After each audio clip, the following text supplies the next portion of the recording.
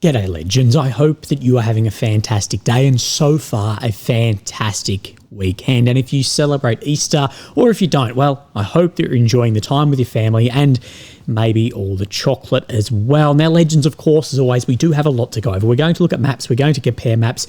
I want to look at some important strikes and some geolocations as well. We're going to quickly look at where the oil price is moving as we are seeing a lot of shift in that as well. We're going to look at, and the main part of this video is going to be Mr. Trump and Mr. Rubio's comments about walking away from Ukraine. We're going to look at the situation then in Ukraine and how I believe when people say that this is a threat to Putin, I vehemently disagree with that. This is a threat to Ukraine because walking away, the US walking away at this point, if they were, has a lot larger impact negatively on Ukraine than it does Russia. If anything, it's actually a very positive impact on Russia given the battlefield situation. So we're going to go over all of that and where this is being said, but where is Trump's, in quote, art of the deal? So as you know, a lot to go over. Legends, you might remember me saying that the informational space is getting nastier and nastier by the day, and every day that passes,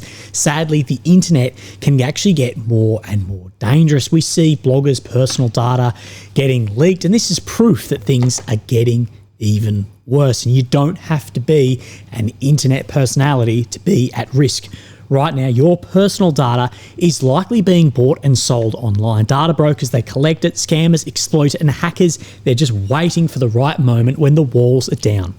Everything from your home address, your social security number, phone number, financial details, this could be exposed. And once it's out there, it's very, very difficult where to start to get it removed. That is, unless you use today's video sponsor, Aura. Aura is your all-in-one digital security solution. Their data broker removal tool helps wipe your personal information from any shady databases and show you where it is also.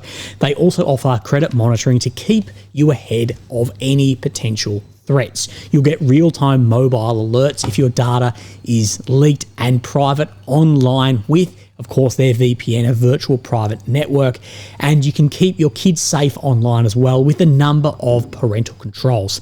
I use Aura and I recommend to all my friends, anyone online, that they do as well. So don't leave yourself exposed to data breaches. Head over to the sponsor of this video at the link below, aura.com/Willie OAM, and you'll receive a 14-day free trial and find out if any of your data has already been compromised. Thank you, Aura, for sponsoring this video. So firstly, let's look at strikes and oil. I found if I put a couple of bangs in the beginning, then people tend to stay on and watch. But I want to talk about this large exchange. And this is being used, I believe, incorrectly. Now, I want to say what I'm pointing out here is just a screenshot of AMK mapping. AMK mapping is not doing what I am suggesting a lot of other pages are doing here.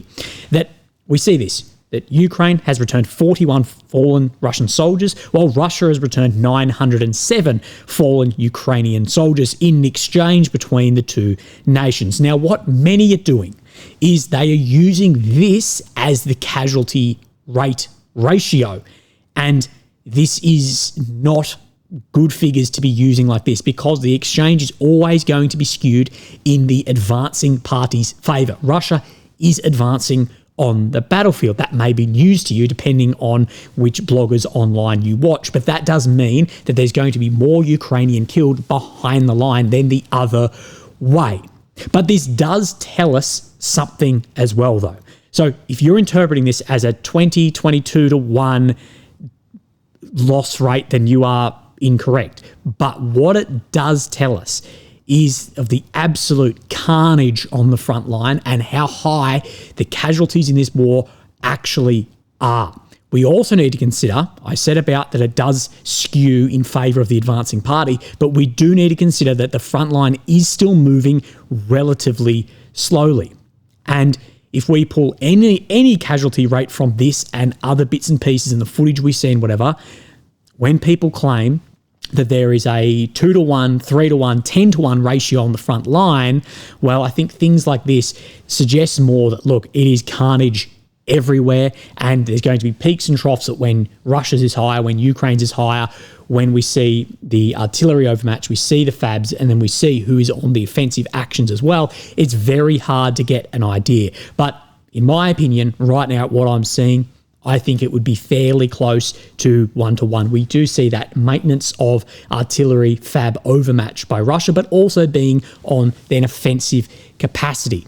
And that is probably at best there too. It's probably more of an optimistic approach, but it does tell us about that sheer carnage and that those claims of 10-to-1, 3-to-1, 20-to-1 are bullshit that has been apparently maintained through the entire conflict, even when Ukraine was on the advancement. I think a lot of people are going to be very, very shocked at what the casualties actually are if and when we get a real third-party count. I think there's going to be a lot of people eating their own words, and sadly, it's going to be horrible how many people have perished in this war. So let's look at a couple of strikes. So we see here a Russian drone tracking a HIMARS system, and then later on in the footage, we see that this HIMARS system is destroyed, and it's driving along, but people will still claim it's a decoy, I'm guessing, but it also was armed, because you see then that spectacular fireworks display you get from items like this being hit, and that is the main piece you say when, hey, look, it's not a decoy, is seeing that explosion. Problem is, sometimes things have just fired off the barrage and you won't get that. Now, how important is this? And this is the slide I want to bring up here. What we see is, if we take where Chasiv Yar is, this is about here near Serhivka. This is about 40 kilometers behind the front line. Now, what I would typically say is, in war, there just needs to be accepted that there are losses, regardless of the capability. F-16s, A-50s, TU aircraft, HIMARS, S-400s, Patriots, whatever, it's war. Things are going to be lost. But what I talk about is what I believe are strategically important. And one, HIMARS is very strategically important, but I believe that importance, and the reason I'm talking about it today, has increased dramatically. My growing concern around items like this is them being American systems, because I do not have confidence that when one of these systems is lost, that another one is going to be sent to replace it. So a loss of an important system like this, it's going to just be one less, not just the attrition of warfare and seek replacements. That's why I bring this up today. Now, what we do see here too is a Ukrainian MiG-29. I will say MiG-29, I think, is the best looking overall fighter aircraft ever made. If we could get then the Sukhoi design team or MiG design team and mix it with some Lockheed engineers, we'd end up with something bloody brilliant. But we see this logistics route here. I'll show in a second the actual position. And we see this is with a Hammer missile then taking out this. We skip forward a little bit. We can see, once this clears, the damage to this then logistics route in Belgrade. Now, many say that this is Bryansk. I actually believe it is Belgrade. We can see, sorry, the long video. You can see then the destruction on this bridge. So maybe passable on foot or motorcycle, but the side of it has gone down. And the rest of it, of course, the structural integrity is questionable at best. So really heavy vehicles, try your luck. And where this is where Ukraine has crossed into Belgorod. We can see the grey zone on here. So of course, we've had then geolocations in Demidovkia as well as Popovkia here. I don't know why this isn't blue here. And this is just near this Grafovra area in here. I believe it is this bridge there. So we can see, of course, how that impacts frontline actions with logistics going down. The problem with taking out something like that is that when you take out like that bridge, then if you are planning to move through Grafovka, then that bridge is going to be down also. But I believe this is more of just a holding area to try and draw some of the Russian pressure off Kursk. And I'll show you where there are some movements in that area. Let's quickly talk on oil. And what we have seen is that the oil has bounced and it has increased, at least by Brent crude, up to about $68. Now, I'm presenting Brent crude because we have better numbers. Russia's budget is based on Ural's crude price, which, due to being then more porous, lower quality, then it trades at a lower price. The problem is finding any current price for Urals is very, very difficult because of the limited public trading and the impact of sanctions. But what we do need to see is that with the approximations of how low typically then Urals is from Brent, we can see that Urals today is trading at around about $51, which has lifted from the month low of $47.50. Remember, Russia's original 2025 budget was based on an average oil price of $69.70.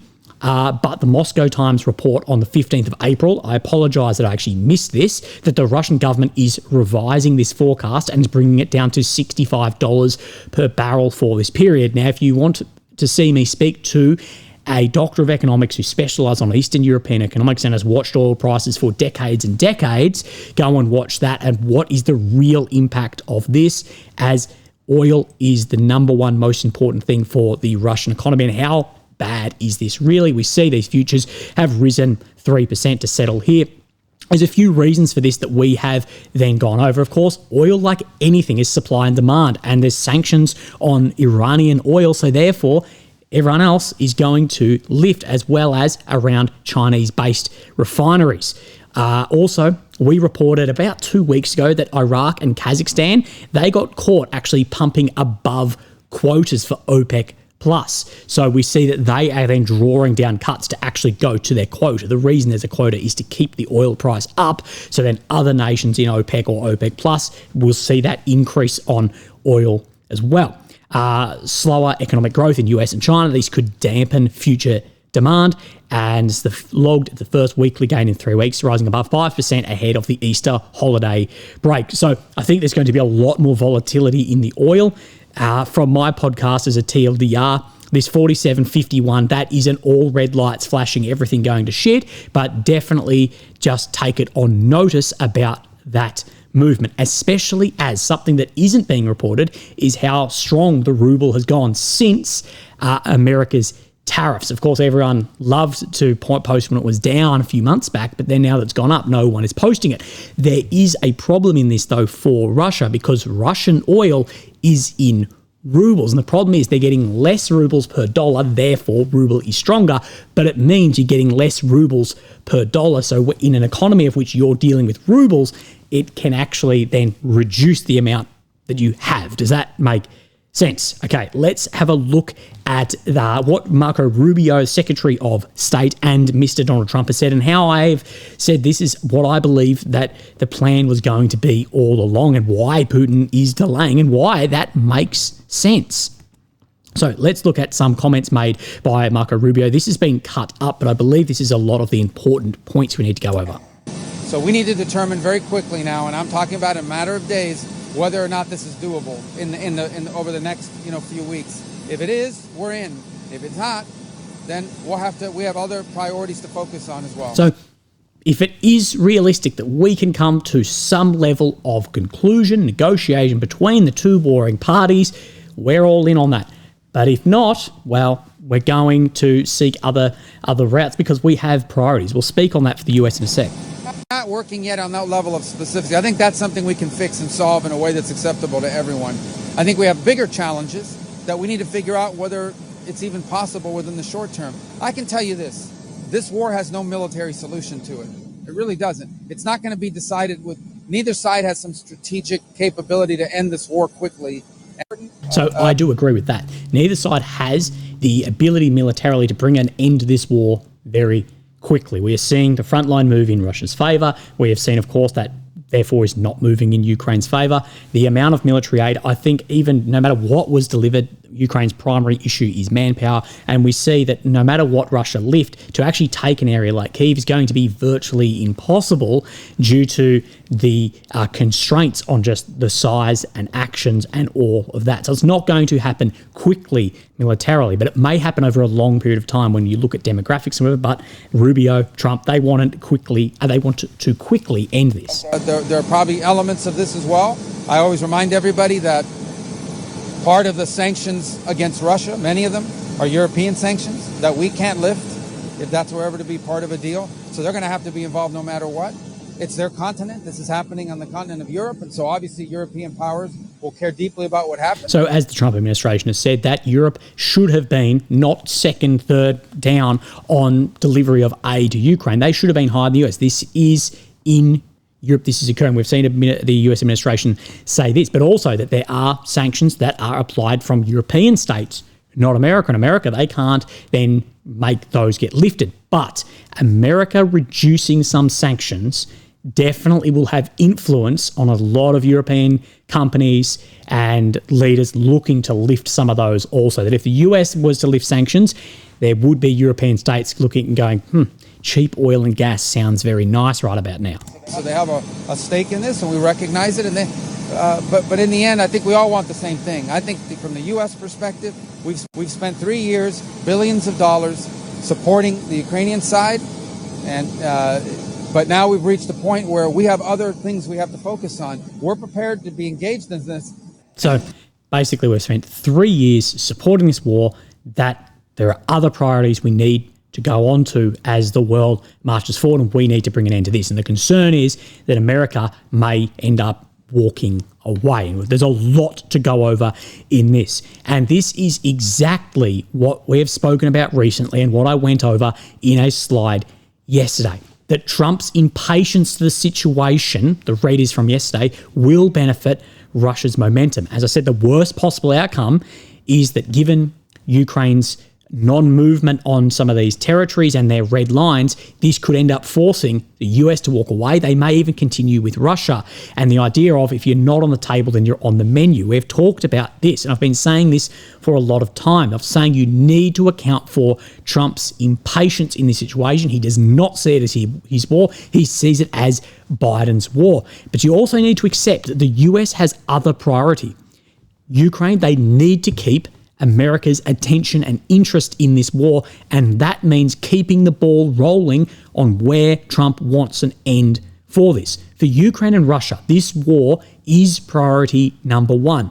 But for the world leader, the US, with a tariff war on China, potential kinetic movement in Iran, it is slipping down the priorities. And I've been saying that Putin, what he will do, what he needs to do strategically in this is he needs to, diplomatically more, is present as if he is willing to play ball with Trump. Present deals to the US that appear reasonable. So, hey, look, we're willing to do this for this, and appeal to the US in a reasonable position. But you need to put that position forward where you know that Ukraine cannot or won't accept that. Territory is the biggest one there, or NATO not joining NATO. So Putin will present something to Trump that will look fairly reasonable in Trump's eyes, knowing Ukraine will never accept it, and then can turn around and go, well, we're willing to play ball, they are not. Now, it's not just Putin and Trump impacting this.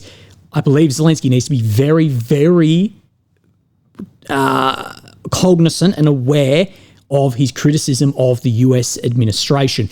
Even if it is fair, it needs to be at least thought about as well, because this sort of criticism to Trump's close friends like Steve Witkoff or Trump himself or whatever, this is not going to help when you're dealing with a very transactional and egotistic leader like Trump. One of Trump's rules of the art of the deal is to be prepared to walk away. Now, this is a tactic I think being used here to speed things up, that he's presenting of, hey, look, I am prepared to walk away from this. You need to get the ball rolling.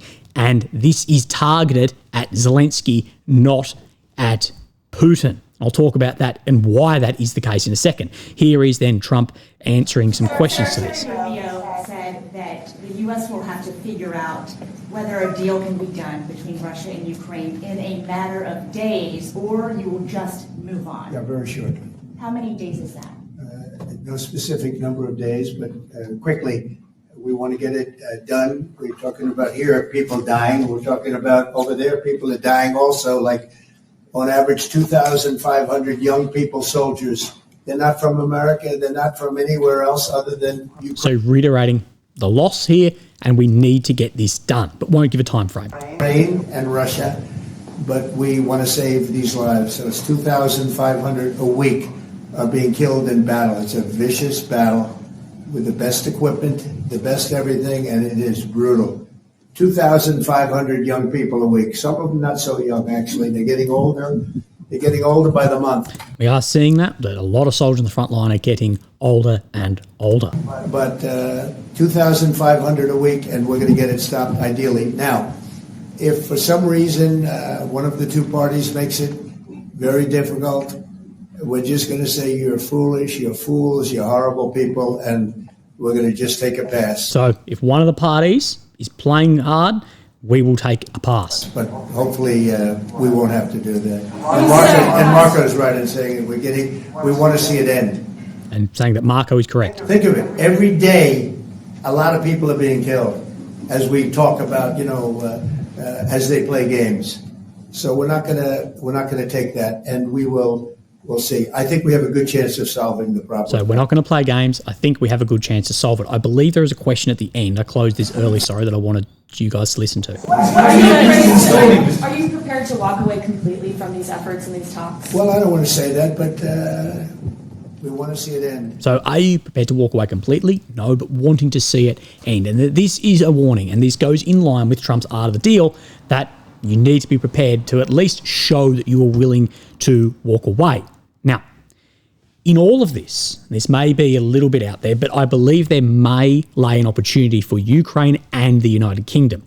One of the biggest issues that Zelensky faces after years of saying that there is no peace unless 1991 borders and this, that, and the rest, and of course, Ukraine and the UK shooting down a deal in 2022, is how does Ukraine get out of the situation, out of the war waged on them without civil outrage due to the massive price paid on Ukrainian society with the promises of victory and territory, if that's not where it ends? If it doesn't end at where then everyone, Zelensky and then European leaders have been saying, if it doesn't end there, how do you sort of sell a victory here and not have a massive civil outrage? And this is where Trump may actually, an opportunity may have been presented. Whether Trump's done it on purpose or not, I don't know. I think the blame Trump will just move straight on to the Biden administration. But the opportunity here, and where I believe the narrative shift we are about to start seeing, will go something like this. We would have had a total victory if the US didn't walk away, and we would be in NATO if not for the US. And I believe a lot of European states will say similar. Even if these states, they haven't provided 1/100th of what the US has, that this could be a bit of an off-ramp given by the Trump's administration to Ukraine, that then Ukraine, its supporters, and Europe may be able to sort of shift the blame onto America and say, well, we would have had total victory and all of these goals would have been reached if not for the US, where in reality, when we're talking the war and territory, the reality on the ground is the reality of attritional war against a much larger state with more men, more vehicles, more arms, and that's why we're seeing that frontline shift. But I believe informationally, optically, this could be a way to sort of shift a bit of that from the reason we didn't accept this and the reason why we didn't have that total victory was actually then the US siding with Russia. More so than, look, this territory may have been lost just due to military overmatch, if that makes sense. But we also need to note that Trump walking away only negatively impacts Ukraine. This is very positive for Russia. US intelligence, surveillance, reconnaissance, ISR, their logistics, their weapons are the most numerous in Ukraine. And of course, things like ISR are by far the most powerful in the world. Now, with this, it could suggest that Trump is saying that Ukraine is the one not coming to the table at a position that is in line with the battlefield and the time frame of what Trump wants to end the war. Given the nature of these comments, I believe that this is more aimed at Zelensky than it is at Putin, because the comments are affecting Ukraine far more than Putin. So if we sort of read into this, I think that's a warning to Zelensky to try and, hey, you need to come back on track. And this does go in line too. Trump may not mean this, but it may be showing in the art of the deal. And what we see with, say, the minerals deal is start high, ask for more than you ever expected, move your way down, play hardball, don't act too eager, but know when to walk away, or at least threaten that you could walk away too, and keep your cards very close. We have seen, realistically, what is the plan here? Well, we don't really know. But I believe those comments are more of a warning, and they should be more of a warning to Ukraine than to Russia, because it affects them significantly more than it does Russia. And I think that this goes right in line with what we've said about Putin extending the war, playing on then Trump's impatience, and therefore we will see Putin potentially in a better position. And if America walk away, it will impact Ukraine far more negatively than it will Russia.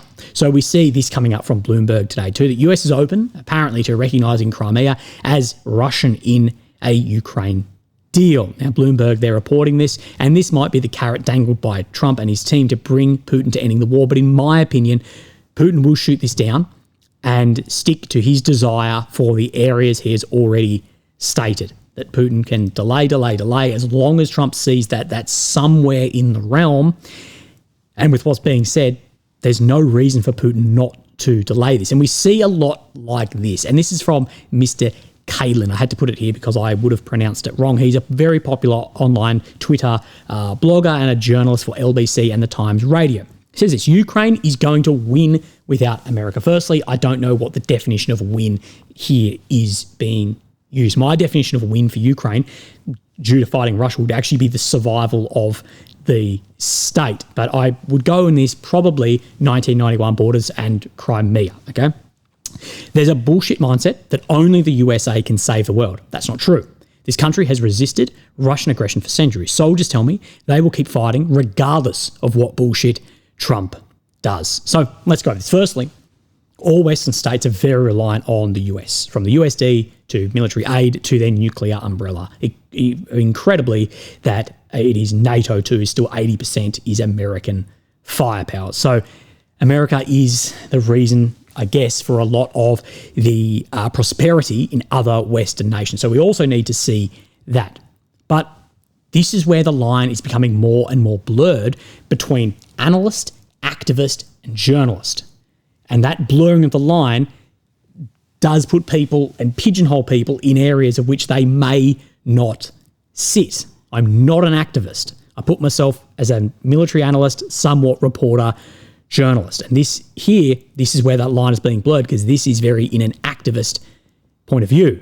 Because and then I'll look at it from an analytical point of view, as Mr. Redlines does here. He says they can keep fighting, but pretending like they will have the materials necessary to win without the US is pure delusion. And below this from Mr. Redlines, we just see him being called all sorts of things: a propagandist, a shill, that he is responsible for deaths. They're all of the usual stuff, even if what Mr. Redline has said is actually in line with Zelensky's own comments about we can't then win this without the US. It would be very, very catastrophic. That even militarily, Zelensky has said, this is the Ukrainian president, has said militarily we won't return these territories.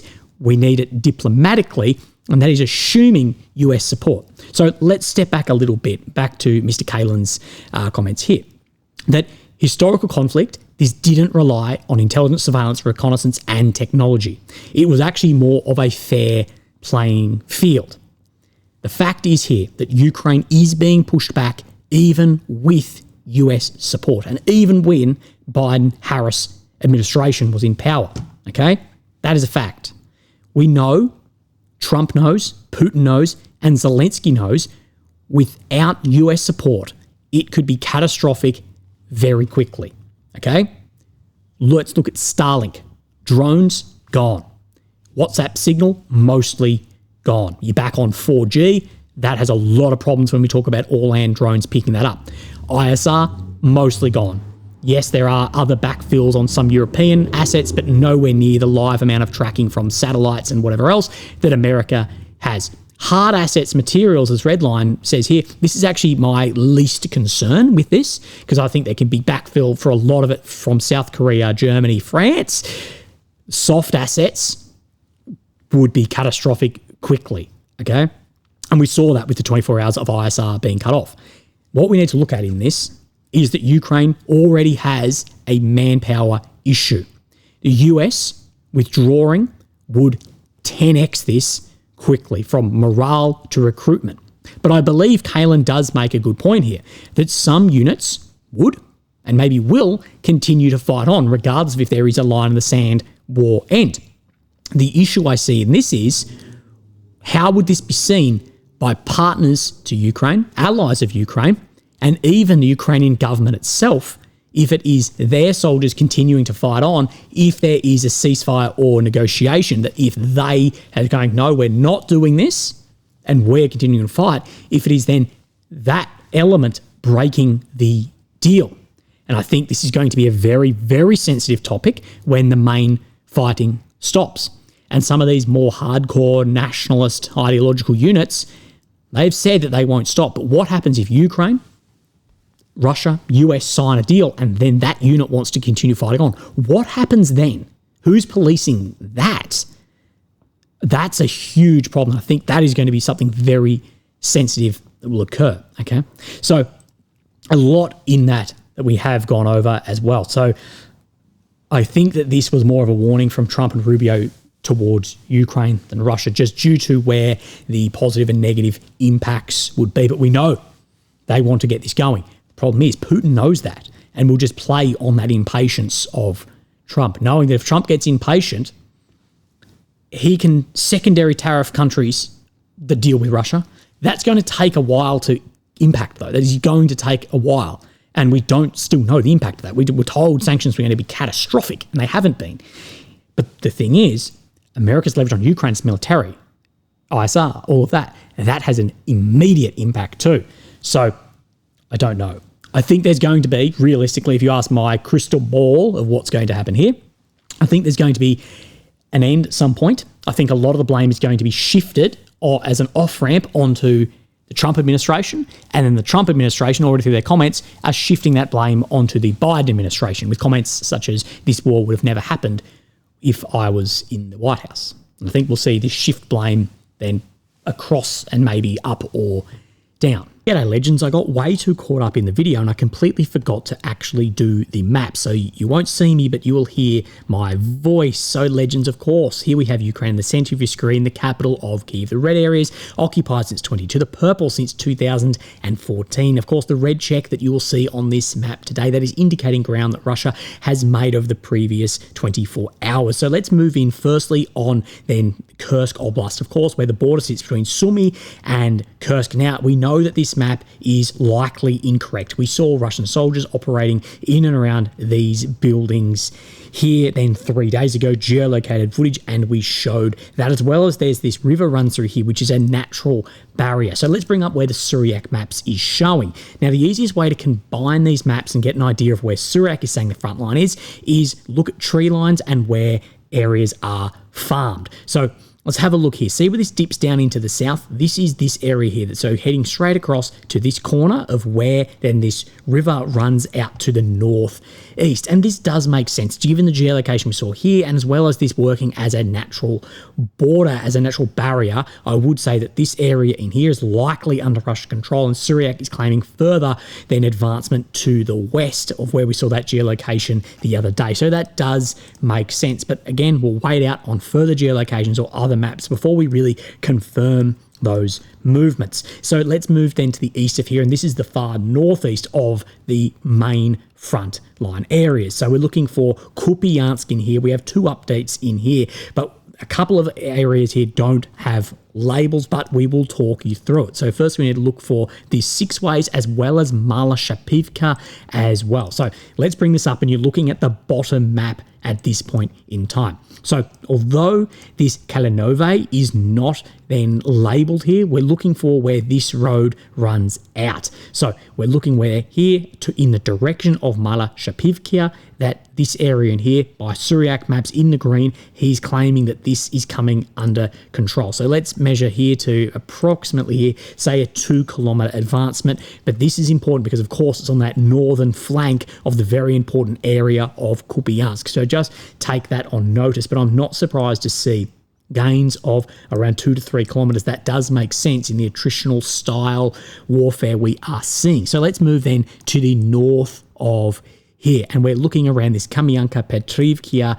area. And you will see where some of these maps are showing vastly different, and some of the labeling is different, so it is hard to see again. Now, on initial inspection, this looks like much further advancement than it is just due to this road here. But this road shown on Suriak is this more track in here. So what he is saying, that from Kamianka then to the Petrivki front line, that this area up this road to where this track then meets has come under control. What we can see is there's at least grey zone up to here, but he's claiming more something like this. Again, in this northeastern sector, just keep an eye on it. Even if it's not to take and conquer more ground, if it is to draw forces away from important areas down Toretsk, Pokrovsk, or even to the extreme south.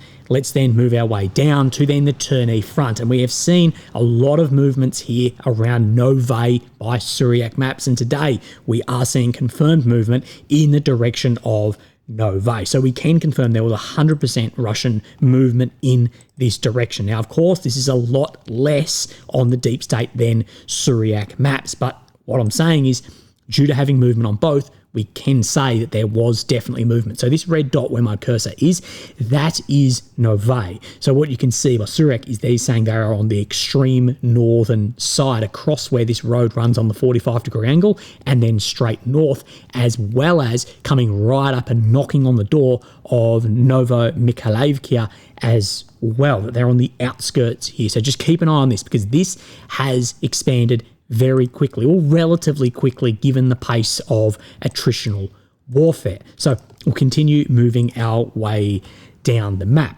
and we will then come past then Joseph Yar, will come past Toretsk, and we're looking for then eastern Pokrovsk, so the Suka-Balka front. And you can see again confirmed movements of the Russian forces here in what we expect of these sort of 2 to 3 kilometer advancements. This one around about a mile. Now, a lot of people got at me for missing some geolocations in here, but the reason I show geolocations is if it shows different to the maps, and those geolocations, at least where I got them from, don't show different. That is why I didn't show these yesterday. So Suriak maps, he shows that there is further advancement in this sector as well. Realistically, of all areas on the front line, Deep State Suriak here, pretty bloody close together.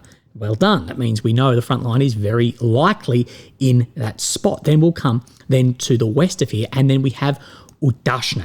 Now, we did know Suriak has said that Ukraine has taken back some control in this sector, and Deep State said this today as well. So we're looking just where my cursor is at the moment. We step back to yesterday, then today, a very minor lack of control of the Russian forces here. Again, it doesn't exactly mean a Ukrainian gain, because otherwise it should be in blue check, but this is saying at least a loss of control of just this far northeastern outskirt there. Okay, we'll turn this then back on and we'll move our way down the map. And I believe that is all the updates I have for you today, but we do have one more for Suriak around Rozliv. Remember, when the island boys have been hanging out for the best part of a month, we open up then the Suriak maps, and he is saying on this front, Russian army made new advances towards this area, take control over a series of positions southwest of Rozliv. So this is the area here, this Bahatar front line. And we see this is Rozliv, this red dot. So basically, if you were to line up where the grey zone is here and where Suriak is saying red, incredibly close. Of course, taking up that southern flank, but approaching onto where Velika Novosilka is and where there's some main defensive lines sitting too. Now, thank you, Legends. Back to the outro of the video. Legends, I hope that you are having a fantastic day. Happy Easter for tomorrow, and I'll speak to you then. Thank you. Bye-bye.